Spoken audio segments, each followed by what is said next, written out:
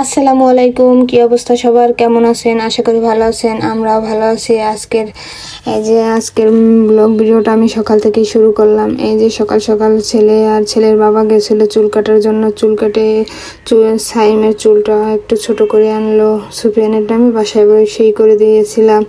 এই যে সে এখন পাঞ্জাবি পরে গেছিল, পাঞ্জাবি খুলে এখন সে কাপড় চোপড় পরে এই যে নিচ থেকে জানিয়ে আসছে সেগুলো খাবে। আর সে কোনোভাবেই কোনো খাবার সুফিয়ানের সাথে শেয়ার করবে না, সে একা একাই খাবে। আমি যদি বলি বাবুকে একটু দাও, আমাকে দেবে, তবু বাবুকে দিবে না। আর বাবু এই সাইডে একটা ললিপপ নিয়ে বসেছে, আমি ওটা দেখানোর মাত্র সে এটা নিতে চাইছিল, কিন্তু সে কোনোভাবেই দেবে না।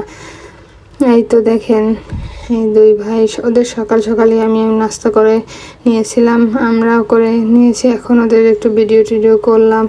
এই যে আমি একটু মুখে দিতে সে নিয়ে নিল, কিন্তু ও কোনোভাবেই ওকে দিতে চায় না।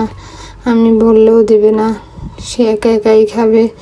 আসলে ও ছোট, বোঝে না। আমাকে বলছে, মা দেখো আমার কোন হাতে আছে। আমি বলছি যে এই যে তোমার এই হাতে ছিল। মাশাআল্লাহ সুফিয়ান, সেও একটু আগের থেকে হাঁটাটা চালু হয়েছে, সেও এখন একটু হাঁটতে পারে। এই যে দুই ভাইয়ের দুষ্টুমি সকাল থেকেই চলে। আর এই সাইডে এসে দেখি আমার সুফিয়ান বাবু সব আমার খেলনাগুলো নষ্ট করে দিল, নিচে ফালাই দিল। সে এরকমই করে, আমি ঝুড়ির ভিতর গুছিয়ে রাখি আর সে সব খেলনাগুলো নিচে ফেলে দেয়। তারপরও ভালো লাগে, বাচ্চারা বাসায় খেলবে, নষ্ট করবে, এই করবে। এই যে একটা গাড়ি নিতে পারে না, সে দুইটা গাড়ি নিয়েই দুষ্টুমি শুরু করে দিয়েছে। আর এই সাইডে আমি আর সাইম গেছিলাম বাজারে। এই যে গরু মাংস নিলাম আর মাছ নিলাম, তারপরে আমরা বাজার থেকে চলে আসলাম।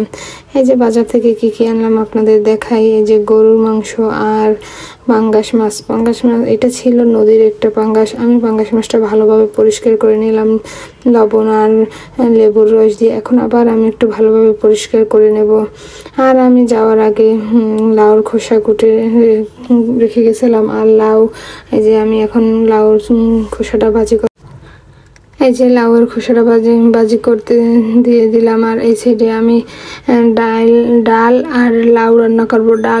লাউ বাচ্চাদের জন্য খুবই উপকারী, ডালও খাওয়ানো হলো আর লাউ খাওয়ানো হলো। আর এই সাইডে আমি পাঙ্গাস মাছটা ভালোভাবে হলুদ মরিচ মেখে তার সাথে একটু লেবুর রস দিয়ে ভেজে নেব। এই যে একটু লাল লাল করে সব মাছগুলো আমি ভেজে নেব। এই মাছটা ছিল একটা নদীর পাঙ্গাস, তারপর বেশি না বাজলেও মোটামুটি করে আমি ভেজে নেব। এদিকে আমার লাউ ডালটা হয়ে যাচ্ছে আর আমি এই যে মাছ ভাজি করতেছিলাম। আর এদিকে সব মশলা দিয়ে পানি দিয়ে একটু মাখিয়ে রাখছি কড়াইয়ের ভিতরে। আমি কড়াইয়ের ভিতরে মাখিয়ে রাখছি। এখন আমি এটা ভালোভাবে কষিয়ে নেব। আর কষানোর সময় আমি সুফিয়ানের মাছ 2 পিসও কষিয়ে নিলাম। আমি ওকে কষানো মাছ খাই, তেলে ভাজাটা কমই খাওয়াই। আমি এদিকে রান্না করতেছি আর এদিকে এসে দেখি 2 ভাই রেকের কাপড় চোপড় যাচ্ছিল সব ফেলে দিয়েছে। আমি তারপর ওদের কিছু বলি না, যে সারাদিন বাসায় থাকে কি করবে, এইগুলোই তোদের কাজ, ছোট মানুষ বোঝে না। কিন্তু মাঝে মাঝে মেজাজটা একটু বেশি খারাপ হয়ে যায়, তখন আমি সুফিয়ানকে মারা হয় না, সাইম মাঝে মাঝে একটু মার খায়।